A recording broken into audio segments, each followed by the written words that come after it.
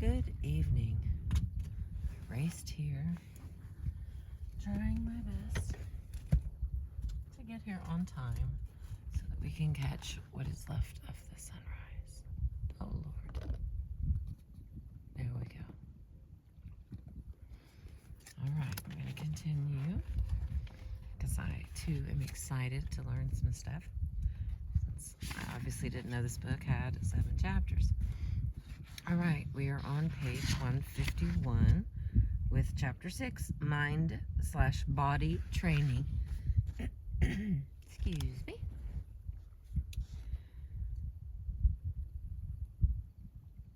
Given the similarities between sport and religious practice, the question arises whether training programs could deliberately cultivate the spiritual elements in athletics.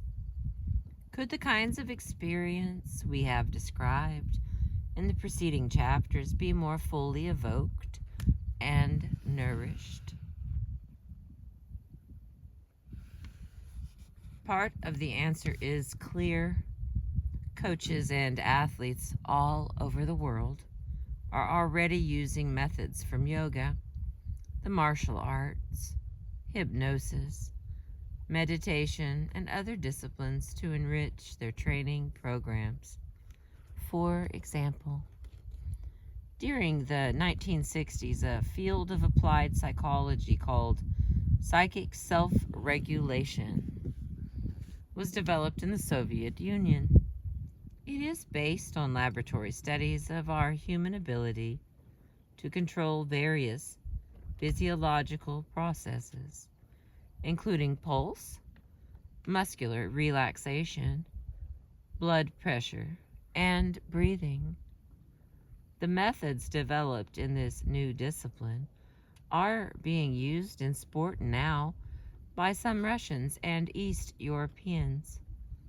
The immensely effective sports training program in East Germany includes meditation, autogenic training, hypnosis, methods of self-regulation, methods of self-regeneration, dance, and various kinds of group process. The United States Olympic Committee, while not making the effort that Russia and East Germany are in these areas, has recently instituted a few programs in biofeedback training and mental practice at their training centers at Squaw Valley, California, and elsewhere. I have to not say California, or California, like my grandma used to say, my great-grandma. Most of the family, it was California. I don't know where the extra letters came from, but nonetheless, it's California and elsewhere.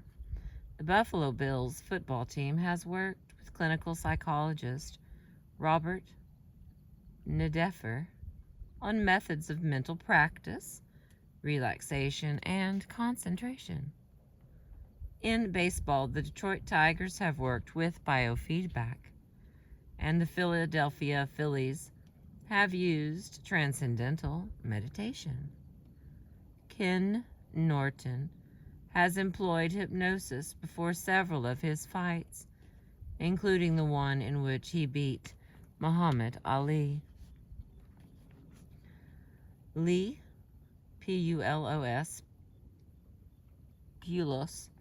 a Canadian clinical psychologist, has helped the Canadian national women's volleyball team and many other world-class athletes by getting them to practice their sports both mentally and physically.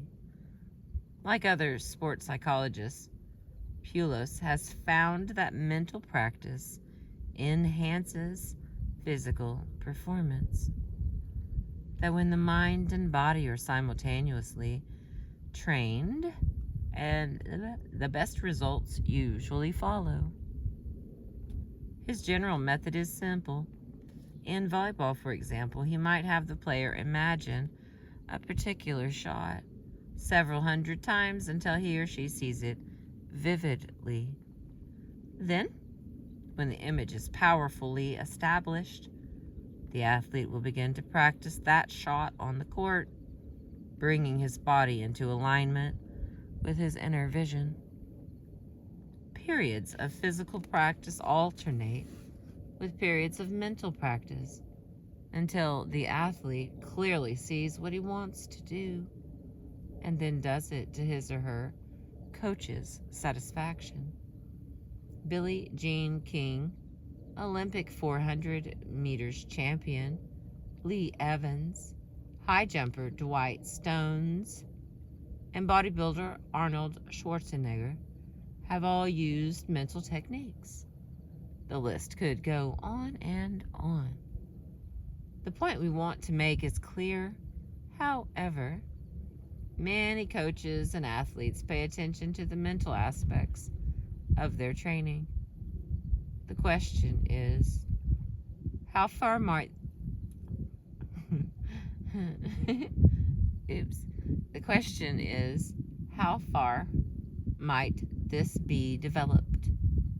What could be done to bring the spiritual dimensions of games and training out into the open and nurture them more fully?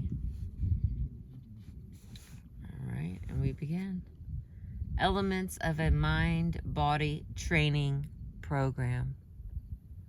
What follows is a preliminary answer, a set of suggestions for anyone who wants to explore these possibilities. We are not talking about specific training methods or techniques here, however. This chapter won't improve your golf swing or your tennis serve. The methods we present will focus instead on the psychological and spiritual dimensions which we think can apply not only to sports but to the rest of our lives as well.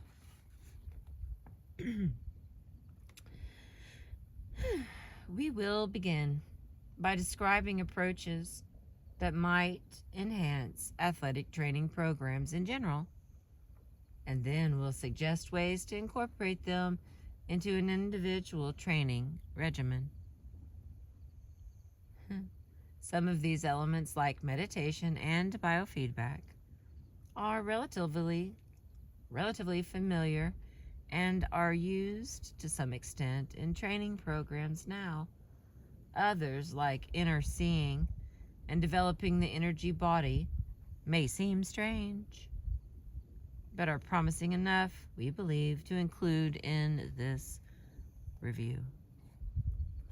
There are probably as many ways to combine these approaches as there are coaches and athletes, for their effectiveness depends in large part upon the special situations and makeup of the people involved.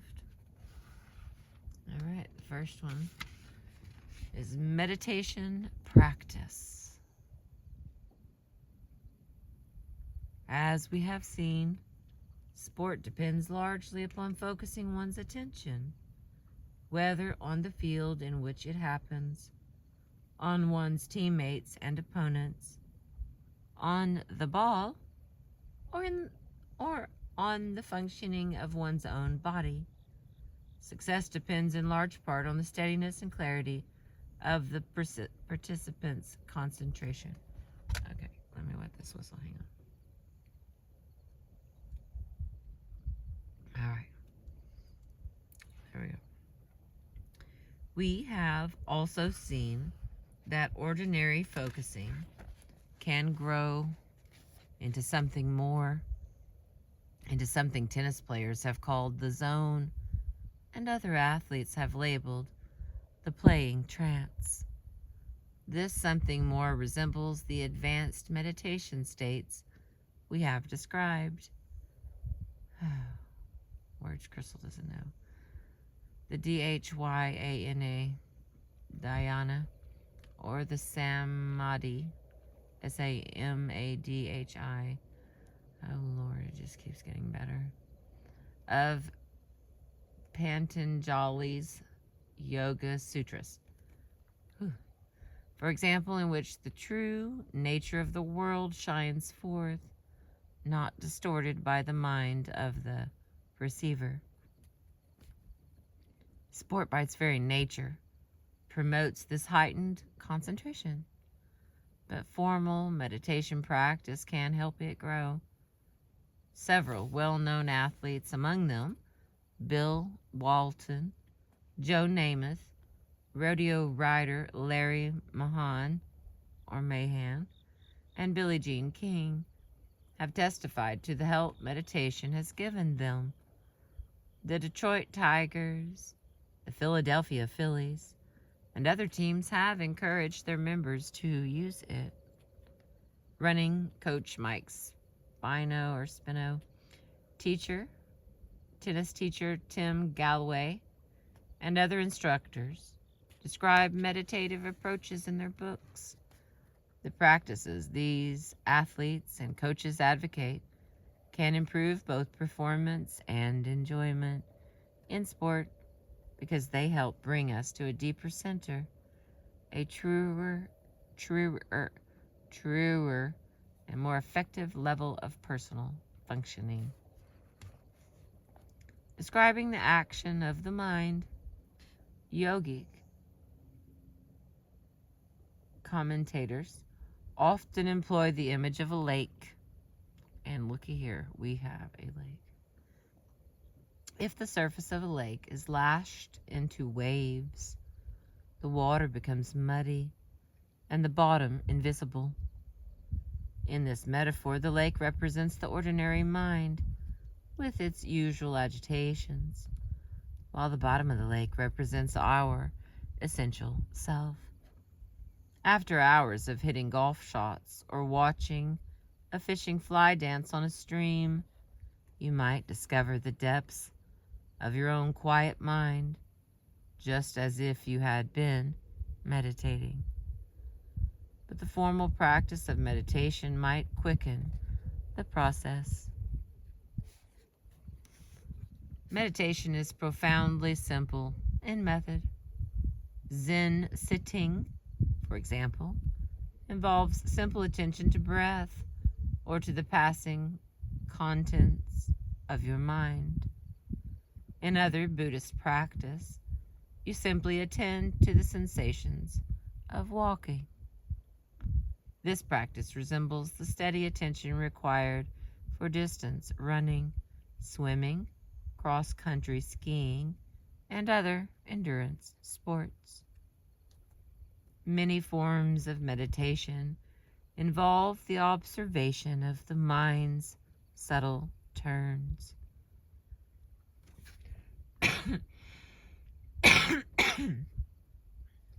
Excuse me. The Christian prayer of quiet requires a simple focus on the light or form of God, without elaborate imagery.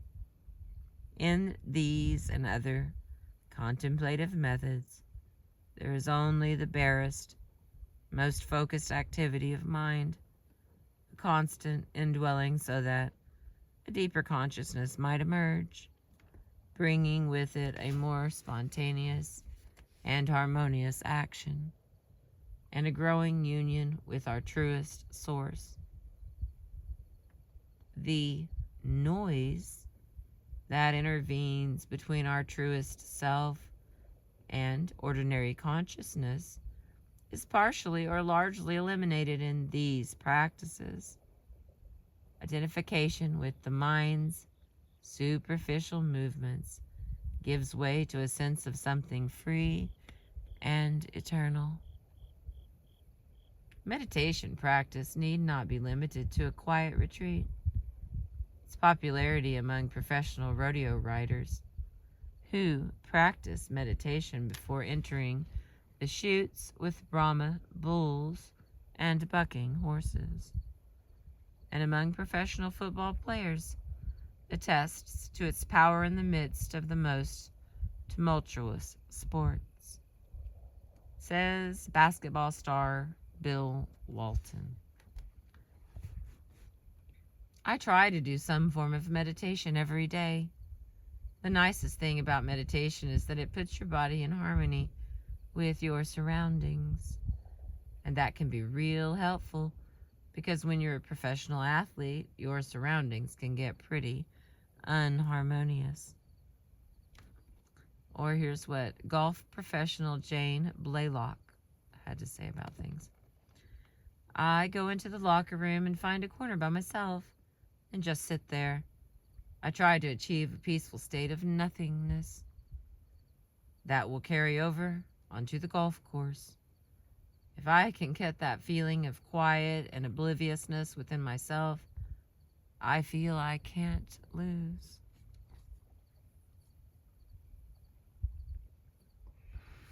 There are many ways to set up the practice of meditation, but most important are patience and regularity. In an old religious metaphor, the act of meditation is compared to the ringing of a bell, in which the afterglow of the experience is like the dying sound.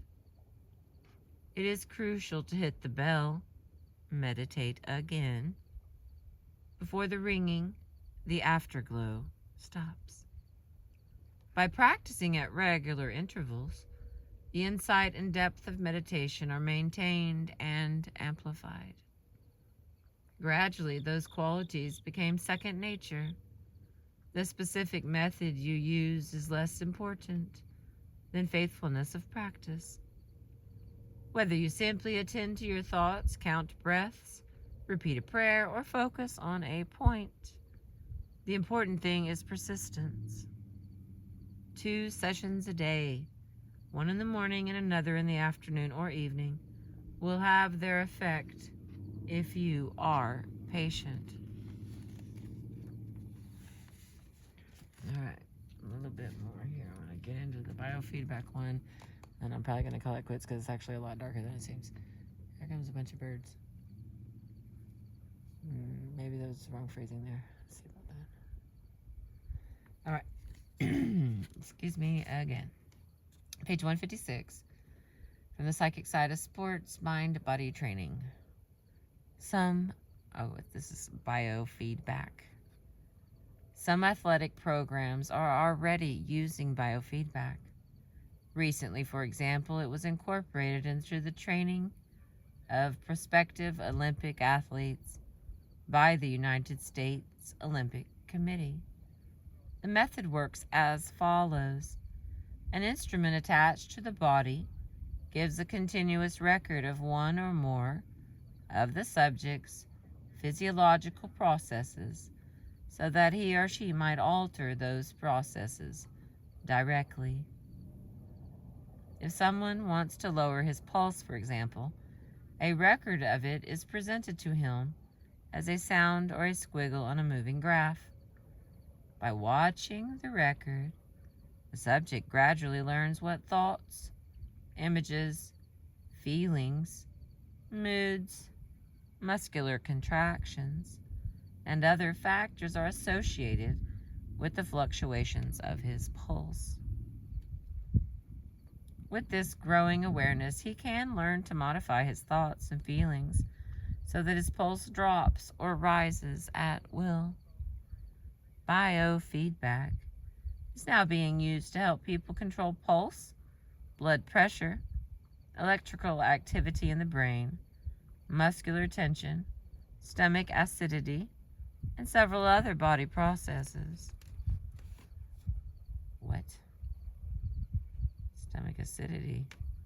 Well, that would be a huge market loss now, wouldn't it? Let's see, we're at 19 minutes. This next one is pretty long. So the one I'm gonna tell you about is visualization and mental practice. And then 2 or 3 pages later, we have dreaming. And then we have inner seeing and sensory and that word awareness. The energy body, and then it looks like we'll be to that magical surprise we have at chapter 7. In case you missed the good news in the last video, Crystal was wrong. And it was just like tucked back there. It's not very long. It didn't make me any less wrong, but it wasn't like intentional. So thanks for being with me. It was nice. I appreciate you.